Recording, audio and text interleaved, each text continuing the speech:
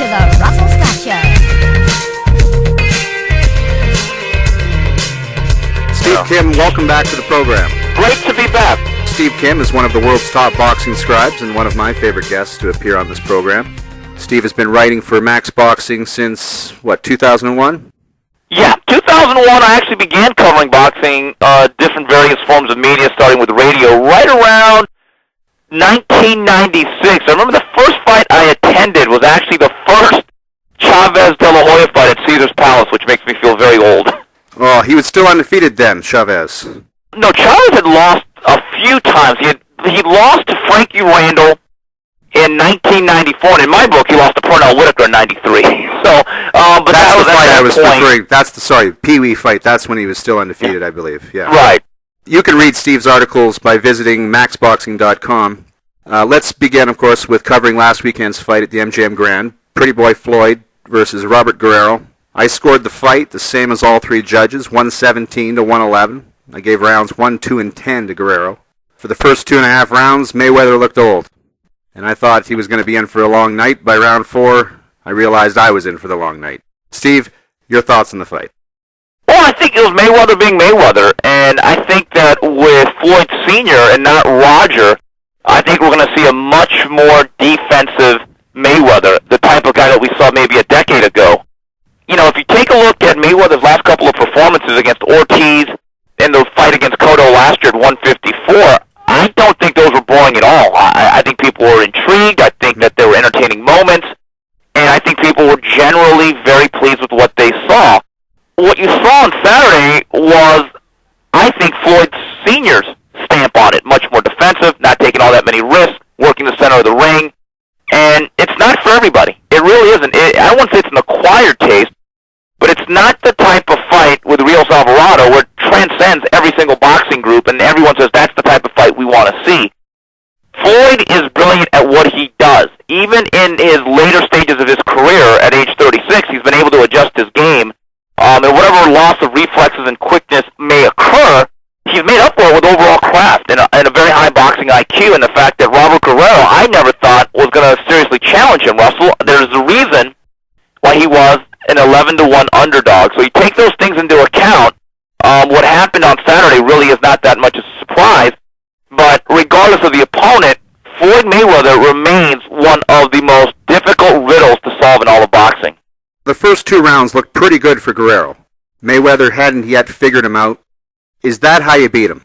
Balls to the wall for 2 or 3 rounds and go for broke? Well, only if it's a 4-round fight. I think, see, the misnomer about Mayweather is that you have to continually pressure him and really just, as you say, balls to the wall. I don't really subscribe to that. I think you have to have some intelligence. I think you have to be able to box, but not necessarily try to outbox them. You got to be able to control distance with that front side, regardless if you're southpaw or not. If you go back to the one fight I think he may have lost was Jose Luis Castillo, and Castillo, to me, I thought was very intelligent that night. If you go back to that first fight, he did not just pressure him. He actually boxed him very well with a good, strong, steady jab, worked well, and so if you're going to apply pressure, it has to be done very intelligently, and I've talked about this before, and I've talked to people that have employed that style. There's a certain way you have to move. You have to move more or less to Floyd's left-hand side, because you don't want to run into the straight right, okay, which is very accurate. It's like a laser. But you also have to be able to control distance, because if you keep coming in right down the rail at the same pace, at the same tempo every single time, well, it's almost like pitching fastballs to Barry Bonds back in 2001. He will eventually time you. It's like, think about giving the same type of coverage to Tom Brady or Peyton Manning. They will eventually figure you out. So you have to be consistent and steady, but you can't be repetitive. But I think it has to be based on controlling distance and being fundamentally sound and having some semblance of a jab. And those are the things I didn't think Robert Guerrero had. And if you don't have that, you better be that much stronger than Floyd Mayweather, like maybe Miguel Cotto was, who had some success. But the problem was Robert Guerrero is a guy that, to me, if you go back to his history, Russell, he got smothered by Gamaliel Diaz. He got beat by Orlando Salido. You know, and he really earned this fight by beating an overrated and underdeveloped Andre Berto. I mean, there's a reason why they chose him. Are they ducking the main competition? I think it's too early to say that. I know everyone wants him to face Canelo, but Canelo's in a different weight class. He's a big, strong, young guy. That is a solid junior middleweight. that is the quandary I think Showtime has right now in their new deal, Russell, is the fact that you've already guaranteed Floyd his money, whether they do one pay-per-view or $2 million. So there is a security in a sense that Floyd Mayweather is walking with a safety net. And whether he faces Robert Guerrero or Manny Pacquiao, his money is guaranteed. So there is no real impetus for him to take on anybody. And I look at some of the names between 40 and 47, and we have to be realistic here and look at the landscape of boxing. He's not going to fight anyone on the other side of the street at Top Rank or HBO. Okay. So then we have to say who is eligible to be in this sweepstakes. Well, that's everyone with Golden Boy or Al Heyman. So that means guys like Devin Alexander, who's been mentioned, Amir Khan, which may happen next year, the winner of the junior middle welterweight scrum between Danny Garcia, Lucas Matisse, and Lamont Peterson. Some of those names I actually like. If whoever comes out of 140 and wins that Showtime Golden Boy tournament, whether it be Garcia, Matisse, or Peterson, I would have no problems in making that fight and saying that's a good fight. Devin Alexander, I have to be honest, I'm not so high on. Amir Khan, I'm mixed on because in England that's a big event, but his chin isn't very good. But he does have good legs and hand speed, so there might be some intrigue there until he gets hit. So you look at it, and if you look at the duration of this deal, Russell, help me out. Is there a Manny Pacquiao fight out there for him that everyone would say, that's the fight we want? And I'm not so sure it's going to be Canelo, because I don't think Mayweather is willing to move up to 154. Not yet, not now. I can't think of anybody. Right, and Canelo, and I want to make this point, that Mayweather has gone up to 54 before, but that was to face Cotto and Oscar De La Hoya, two very, very big established names who were veterans. And I've been told by people around the situation that even though Mayweather handily beat Cotto in a pretty entertaining fight last year, that fight was still very rough, Russell. He won that fight easily on the scorecards, but physically that took a bit of a toll on him. He was beat up, he was bloodied, he was bruised up a little bit. Cotto didn't lose that badly in that fight at all. I mean, that was right. 70-30 Mayweather to me. Right, I had it 8-4. And if you win 4 rounds against Mayweather, you're doing something pretty good, and you bloody his nose and you bruise him up a little bit, that's a moral victory. So it really is. And I think if you look at his frame, Russell, he just looks like a very strong, sturdy 47. But he doesn't necessarily look like a 54. And I think he's at the point where he says, I got all the leverage, and I want to stay at 47. Make people move down to face me or move up to face me. And I get the sense that's what's going to happen for the rest of this deal. You think Showtime is going to allow that? I mean, clearly the Alvarez fight, they're showing them in back-to-back main events. That's clearly what they're pumping up. Russell, I believe part of this deal from Showtime is that they understood what they were getting into. We have to go back here. The reason why HBO does not have Mayweather now, among other things, one of the main sticking points in that negotiation where they lost it is that HBO would not guarantee the pay-per-view purse of Mayweather, which basically means that Mayweather, going into whoever he fights, whether he fights Russell Scott or Steve Kim, is going to get that $32.5 million. So HBO is not willing to take that risk. So I think Showtime understands why they're doing this. Number one, it's a loss leader. Number two, it's about branding, because now they are the home of Mayweather. And I think they are good with that to a certain degree as long as they don't lose too much money. See, and that's the key. And if it is a loss leader, what's the loss leader about? A loss leader is about establishing your brand, growing it, and becoming the home of boxing. Because there's obviously Les Moonves, the head of CBS, has made a stated decision that his network, Showtime, is absolutely going to challenge that 800-pound gorilla that was HBO. And Russell, even if they lose money on this deal, just think about the perception, how it's changed of Showtime's boxing franchise the last 6 months compared to HBO. But is it a good move for Mayweather? I mean, he's completely changed his brand as well. He lost the 24/7s. Is this good for boxing, frankly? Well, I like HBO. See, Russell, you're right. What's good for boxing isn't always necessarily in line with what's good for a particular boxer. If Floyd Mayweather has negotiated a deal where he could take minimal risk for the maximum amount of reward, that's great for Floyd Mayweather, right? And if we can all do jobs where we get paid more to do less, we'd all take it. But is it necessarily good for the industry as a whole? Well, that's another question. When Mayweather fights, it is one of the biggest nights in sports. So it's important for boxing in that realm. But the fight with Guerrero I thought played to mixed reviews. The hardcore Mayweather fans loved it, and I think the casual fans, I'm not so sure they'd ever spend their money again on a Mayweather-Guerrero type of matchup. And It's the 1-2 punch of HBO Mayweather that makes it work. Yeah, but you know what? I think if you're a Mayweather fan, do you care what network he's on? No, I'm watching regardless. Right, and see, that's the thing. You're right. Traditionally, and I've talked to people in the industry, Russell, that have done business on both sides of the street. They will tell you when it comes to selling pay-per-view and the expertise of marketing one and moving one and distributing one, HBO has much more experience, and they have a much larger back room of people that know how to deal with the cable operators and to basically promote the event to as many platforms as possible. But when you're doing Mayweather, a lot of that is a built-in sale. It is. So, again, do I think it's good for boxing? We'll see if it's good for boxing. I know one thing, Russell. It's excellent for Floyd Mayweather. By the way, I would say that Emmanuel Burton gave Floyd Mayweather his toughest fight. Yeah, except he got knocked out, and a lot of people think Castillo won on the scorecards. So, you know... I'm just saying, as a fan watching it, I thought Emmanuel Burton did more than anyone else to almost outbox him.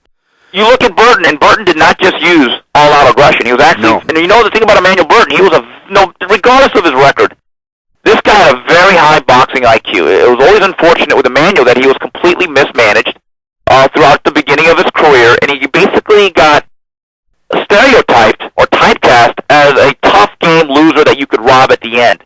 But yeah, I still remember the Emmanuel Augustus fight. That's what he calls himself now.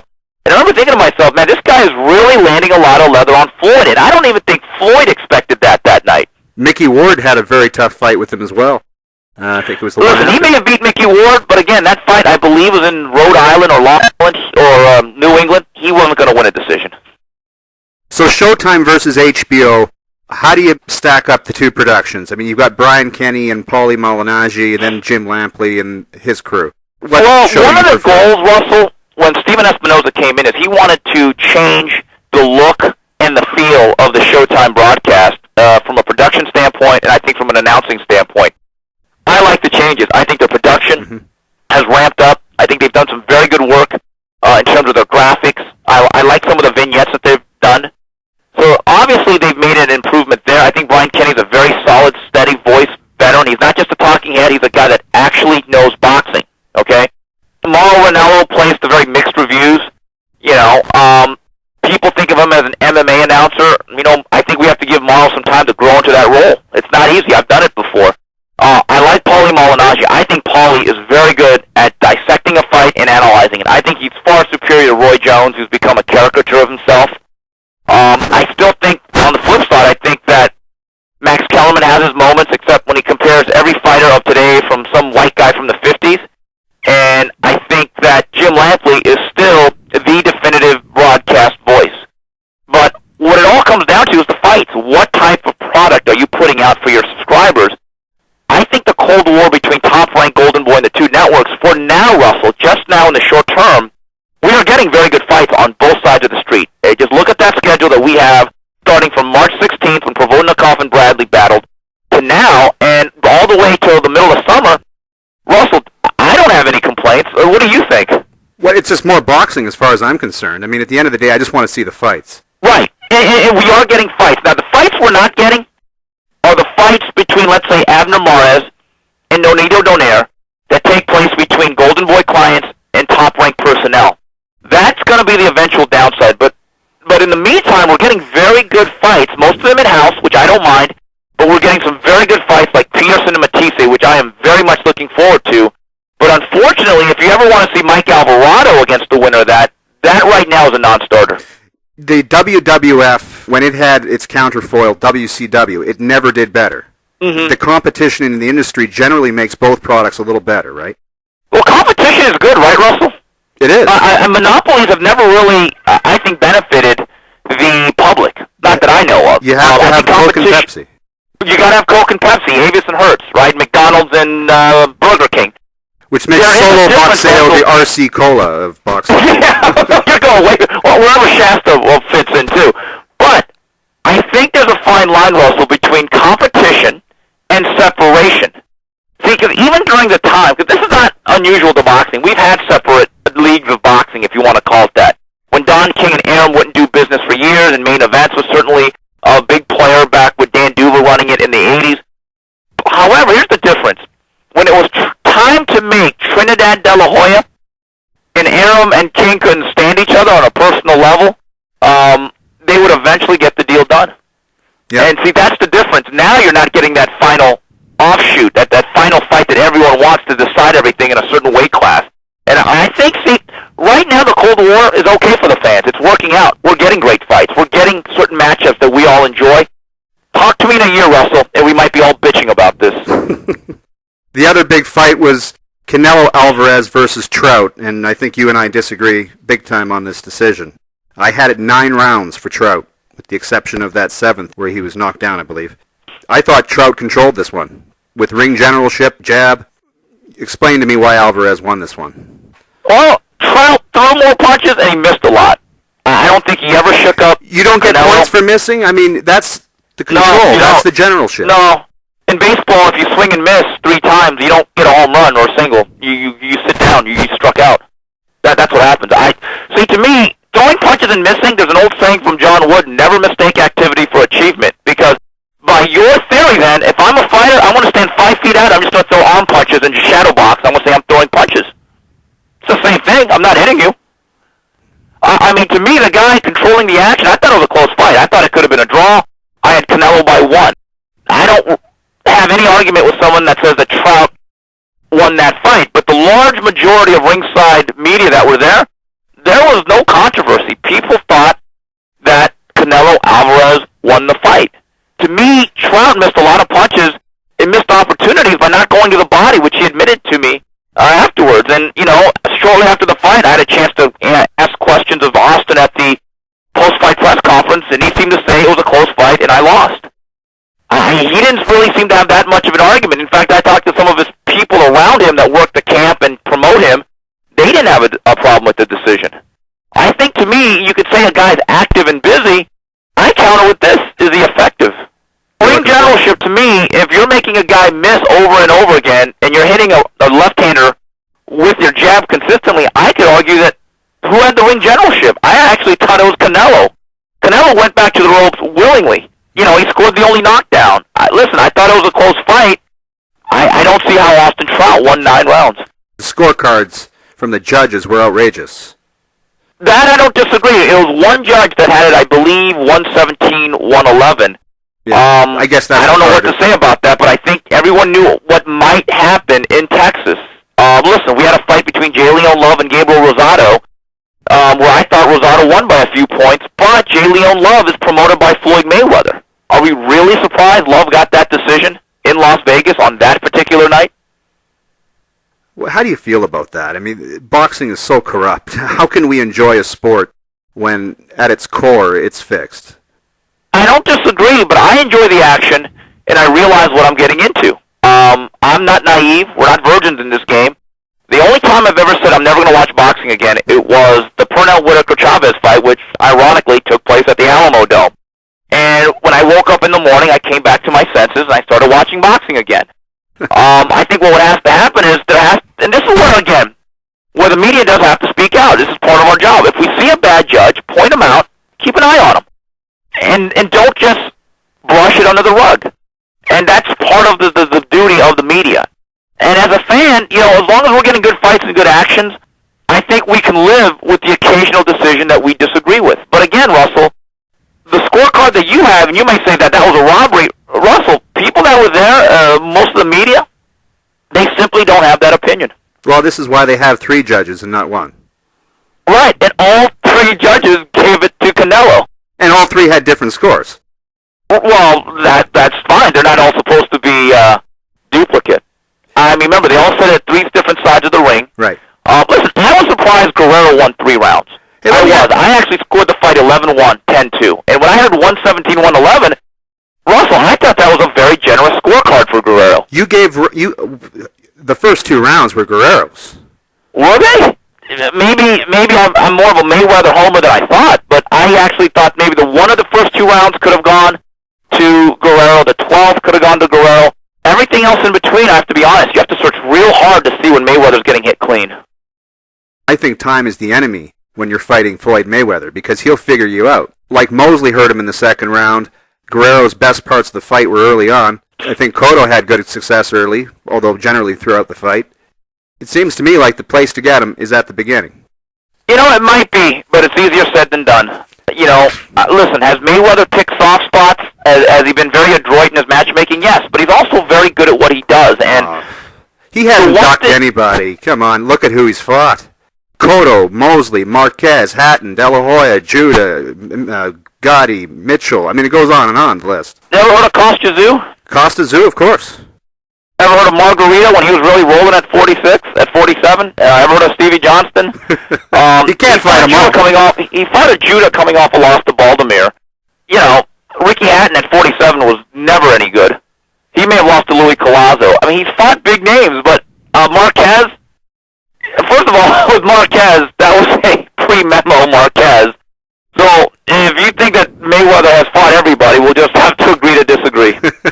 I'm just saying he can't fight them all. His record and his level of competition is still very high. It is, but there are holes in the resume. And, you know, most fighters have holes in their resume. But to say that he has fought every single body he's supposed to, it doesn't make it unusual that he hasn't. But especially when you fight so irregularly the way he has.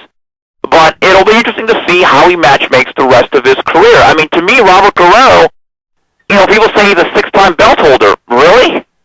He won some interim belts.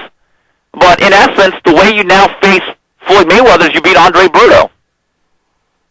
How good is Canelo Alvarez? I think he's a very good fighter. I think he's very good, very young, and he's improving. I think that he has good functional speed. I think that he is a guy whose best may still yet to be in front of him. He's only 22 years old. That's what people forget. He's 42 and incredible. The thing that was impressive to me was how well he was able to slip punches from a very good fighter in Austin Trout. And to do it against the southpaw, I had never really seen that much upper body movement or head movement from him.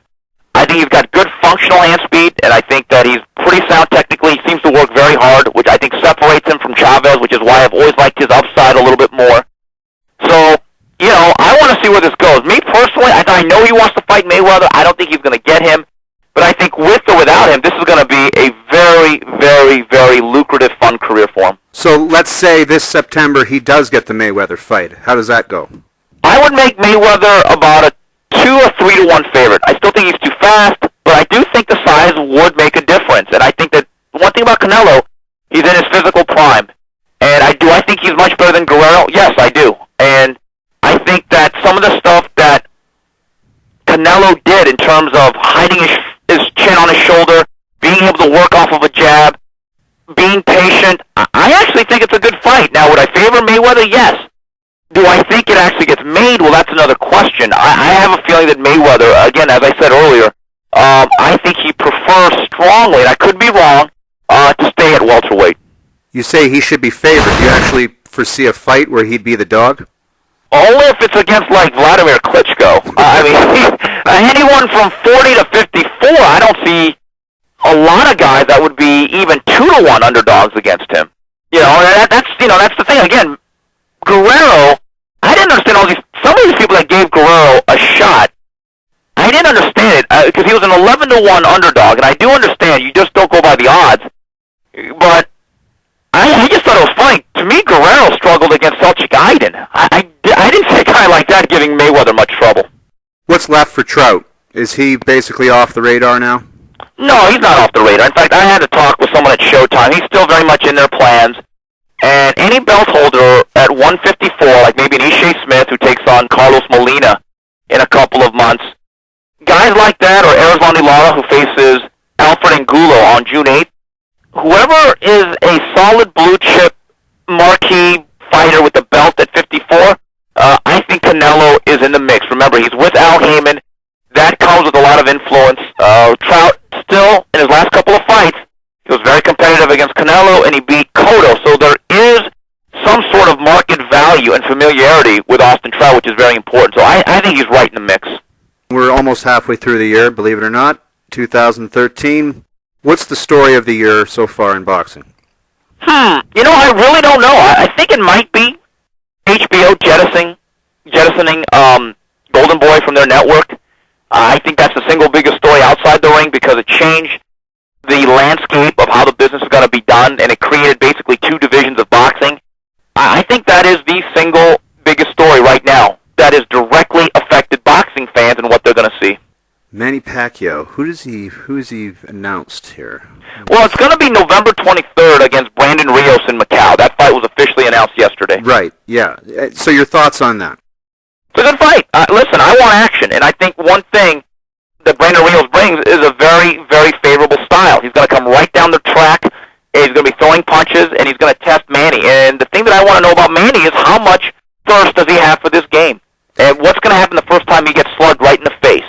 Is he going to shatter in a million pieces? Or is he going to bang his gloves together and shake his head to tell Brandon Rios to bring it on? I think that is the fascinating aspect of that matchup. And Brandon Rios is very difficult to put him in a bad fight, and I think that him and Manny Pacquiao, for as long as it lasts, it's going to be a very entertaining night. I think too much has been made of the Manny Pacquiao knockout. It seems that they've completely gone from one end of the spectrum to the other.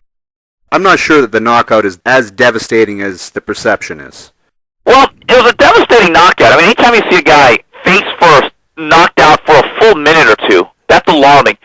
But Russell, what I do agree with you is that before that fight, we didn't know what Manny had left. By the 5th or 6th round, I thought we were seeing the best Manny Pacquiao since 2009 or 10. I mean, he was on his way to knocking out Marquez, in my opinion. He really was. He was touching up Marquez. He was hurting him. He swelled him up, and he bloodied him, and then he hung a curveball. And you're right. Does one punch completely take away from the overall performance? Well, at the end of the day, it is about results. But if you watch that fight from its totality, from the beginning to the very end, I actually thought it was a pretty good version of Manny Pacquiao. No, he looked spectacular, and that's why I think the knockout was so surprising as well. I didn't see it coming. Neither did he. Neither did he. Yeah, I got you. I beat you there. Finally, Bernard Hopkins does it again. He beats Tavares Cloud, unanimous decision. Your thoughts on B-Hop? Should he retire? Is this a sideshow? No, he's not a sideshow. He's something that I think that we should all appreciate. A man that age doing what he does, beating younger guys. But again, from an aesthetic standpoint, I'll be honest with you, I can appreciate it. I'd never pay my own money to watch him. But what he does is really a lot about fundamental boxing and the art of self-defense. He hides his chin very well, gives you angles himself, knows how to work a ring. But is it necessarily entertaining? I've always said, Bernard Hopkins will educate you on boxing, but he won't necessarily entertain you with it. So he should be appreciated for what he is. And there is a segment of the population that simply does not like Bernard Hopkins. They'll respect him, but they won't necessarily adore him. And there's others that really enjoy what they see. They like the art form of the sweet science. And so it is what it is, and he returns July 13th against Carl Murat on Showtime. And it'll be interesting to see, against an opponent that's relatively unknown, if Bernard Hopkins is willing to take a little bit more of a chance. Personally, Russell, I wanted to see him fight Nathaniel Cleverly out of England, who's a quick-fisted, kind of a right-handed version of Joe Calzaghe to a certain degree, that's very active, and I wanted to see how he dealt with the guy that was going to throw a lot of leather his way. One thing Bernard is masterful at is slowing down the tempo and then getting you to fight at his pace, and I think Cleverly could have done that. I thought he could have asked him some questions. I'm not so sure Carl Murat's that guy. Mayweather, B-Hop, yes, they're masters at the craft, but as you're saying, they're not necessarily for everyone. If I'm new to the game and I want to be blown out of my seat, who should I go and see? Well, I mean, listen, I like Lucas Matisse and Peterson. I think that those are two excellent, solid, well-rounded fighters who always make good fights. I think Gennady Golovkin is must-watch TV. I think Mike Alvarado is a guy that I'd pay my own money. Brandon Rios, still Manny Pacquiao. Ruslan Provodnikov is another guy. Leo Santa Cruz is another guy I should have mentioned earlier. I think he's excellent. I just think his development of a fighter, as a fighter, has been superb. And I think he's like a mini Margarito, but much better technically. Abner Mares is another guy that I really like. So those are the guys right off the top of my head. If you had to ask me, Steve, who would you pay your own money to see? I would say, and I'm probably missing a couple of guys, those are the guys that come right off the top of my head. Steve, how does the audience connect with you if they want to ask you some questions or disagree with you? Just hit me up on Twitter, Steve Max Boxing, and just go to my stories, and my email is there at the bottom. And visit www.maxboxing.com. Steve Kim, Thank you once again for being on the program. Absolutely. Thank you.